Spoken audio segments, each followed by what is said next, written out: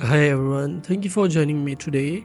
I practice facial parts again and again to find the best techniques for drawing, and this time I thought I would share it with you so we can practice together. First, I started by drawing an eye. I'm using easy guidelines to help us. First, I draw a circle, then I draw another circle inside it, which is the iris of the eye. Then I draw another circle, which is the pupil.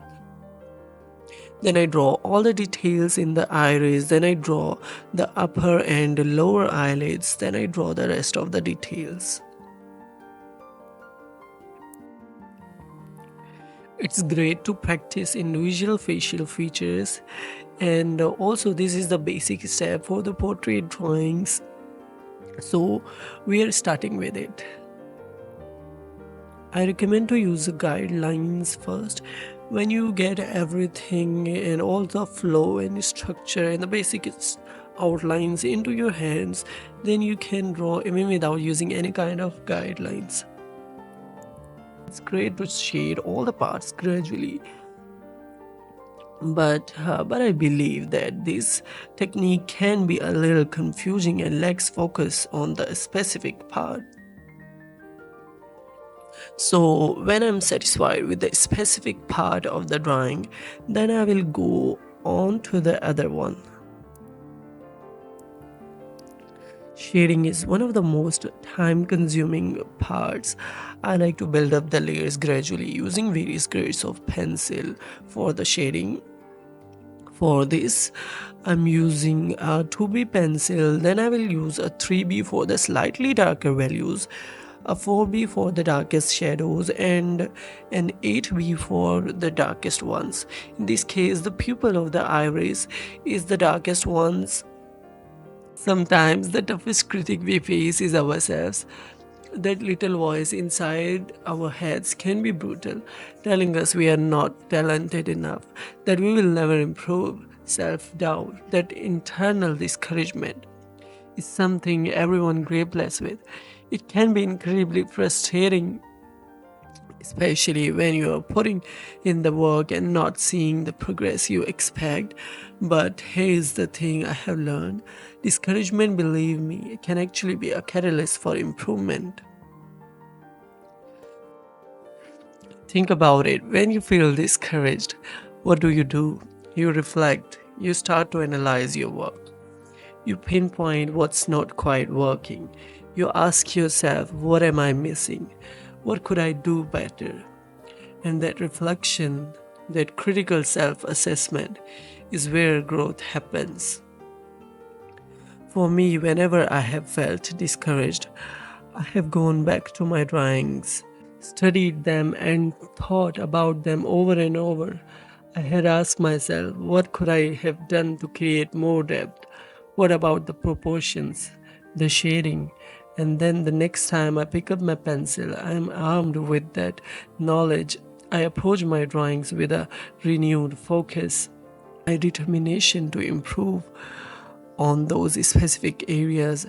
I tell myself I'm going to nail that depth this time. I'm going to address those issues I identified. Throughout this process, it's so important to stay calm and relax. Don't let the frustration take over. Take deep breaths. Remind yourself that art is a journey. There will be ups and downs, moments of doubt, and moments of triumph. It's all part of the process. Be patient with yourself. Celebrate the small victories. And remember, even the most accomplished artists have faced these same struggles. So embrace the discouragement, learn from it, and use it as a fuel to push yourself further. It's not about avoiding those feelings, it's about learning how to navigate them, to use them to your advantage, and to come out stronger.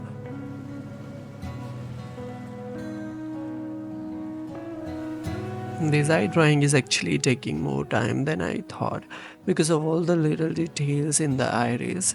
It's making me realize just how important it is to challenge yourself. especially when it comes to something as impactful as pencil drawings. It's not just about replicating what you see, it's about pushing beyond your current capabilities, constantly striving to improve, to see more, to understand more, to create more.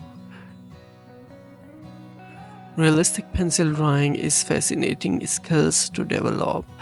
It's about understanding how light and shadows interact with form to create the illusion of depth and dimension. Developing this skill involves careful observation, learning various shades, techniques, and practice consistently. You will need to pay attention to details like texture, line weight, and value, the range of tones from light to dark. Different pencil grades and shading methods can help you achieve different effects.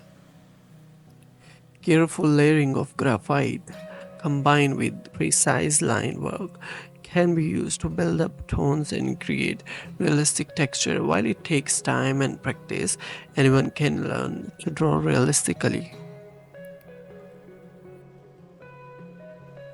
I'm now drawing the iris separately to give you a clear picture of its construction.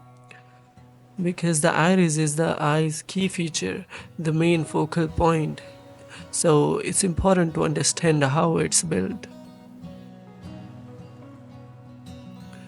Iris is not a flat, featureless surface, it's a textured landscape of subtle faults and variations. When light, which often comes from above like sun or a ceiling light, illuminates the iris, these tiny irregularities creates a play of light and shadows. The area where the light hits directly is the most illuminated, but the surrounding area fall into subtle shadow, giving the iris depth and preventing it from looking flat. While we often see the highlight on the upper part of the iris due to overhead lighting, it's crucial to remember that this is not a fixed rule. The highlight position entirely depends on the light source. If the light comes from the side or below, the highlight will shift accordingly.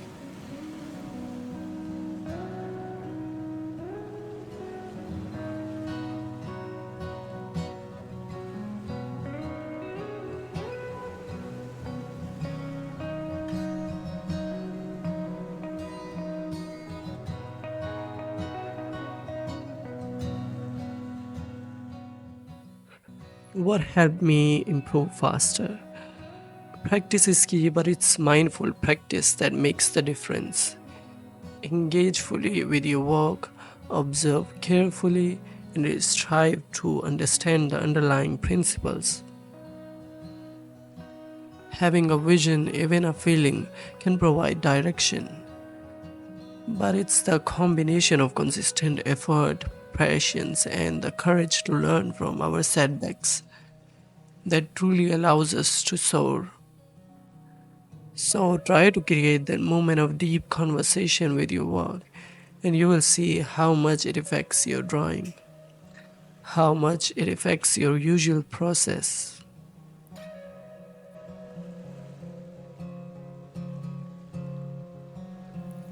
Think of shading like building a house.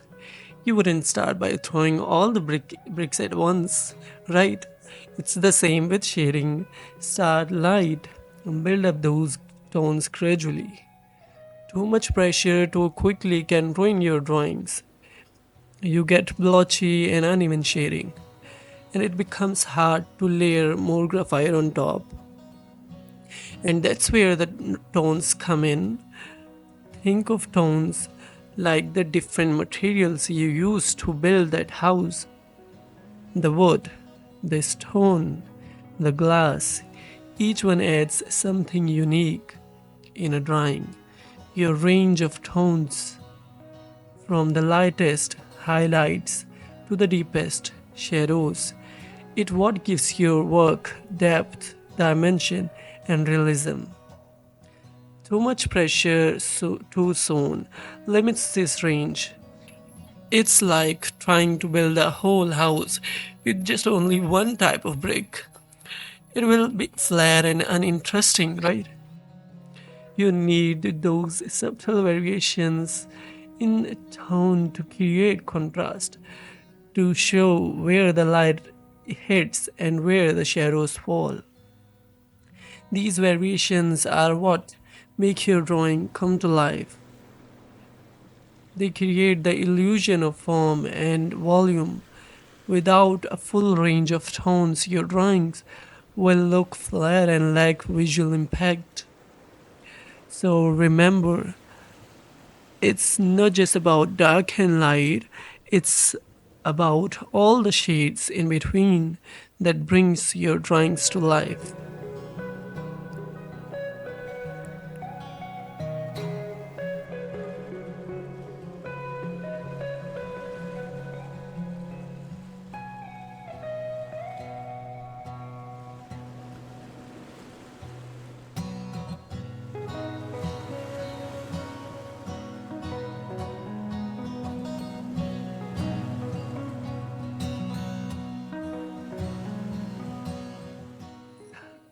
I'm using these easy guidelines to draw lips, which help me establish the overall symmetry and balance of the shape. In the past, whenever I drew lips, they looked very asymmetrical, and I don't understand why. When I finished the whole drawing, I can't tell you the frustration. Now I believe that there are stages of learning, and that was a part of it. It's all connected.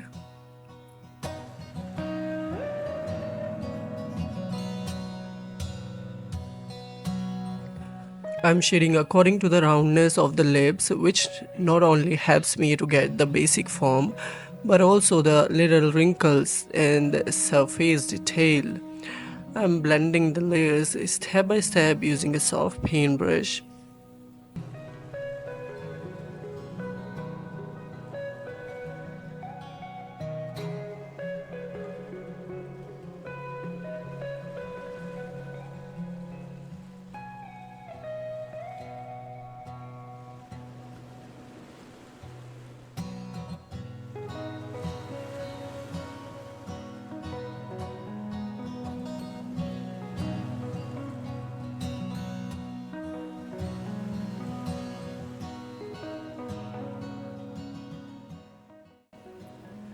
In these lips, the light source is coming from above, which creates a cast shadow below.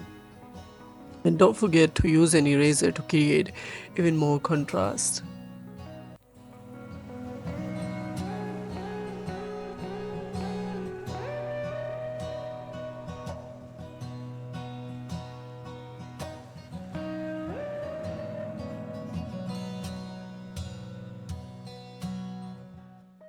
So that's all for today video. Thank you for your all kind of support.